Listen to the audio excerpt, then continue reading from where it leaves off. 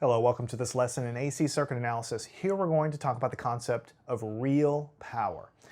You have something called real power. You might imagine there's something called imaginary power, and we'll talk about that later on. But first we're going to focus on real power, and we'll be talking about, in this section, we'll be talking about resistors. So first, I'm going to leave this on the board probably throughout the next several lessons. I told you it was important. This is the instantaneous power. This means at any given moment of time, you put the time t in here, and then boom, you've calculated how many power, how many watts that the load is absorbing if it's a resistive network. And it's changing all the time. Now it looks ugly, but the reason we're doing it is because really what we want to do is we want to start talking about that, the concept of average power. All right, so we'll talk about average power, and we talked about that in the last section, capital P. And we said that it was 1 over t times the integral over a period. So we'll say t naught plus some period of time t, which is the period of the waveform, integrating the instantaneous power over time. We talked about this concept at great length in the last section. So we're going to integrate that.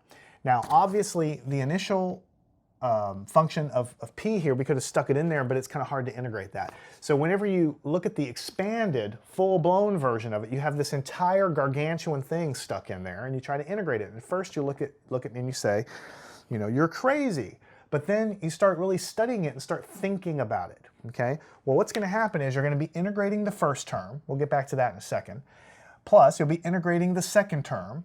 Minus, you'll be integrating the third term. So really you have three integrals. You have integral over this term, integral over this term, integral over this term, right? That's how integrals work. You can integrate each individual term by itself. But then you start looking at this very carefully and realize that, hey, wait a minute, this is just a number, it's a constant.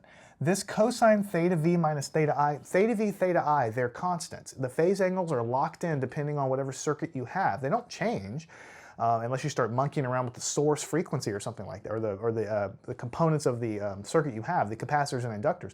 Once you lock down the circuit, theta v minus theta I as a relative difference in phase between voltage and current, that doesn't change, right? So this is just a number. This cosine here, this boils down to a number. Same thing with this last term. All of this stuff right here is just a number. It could be 5, or it could be 7, or something like that. So really what you're integrating in this term really is this. But look at what this is.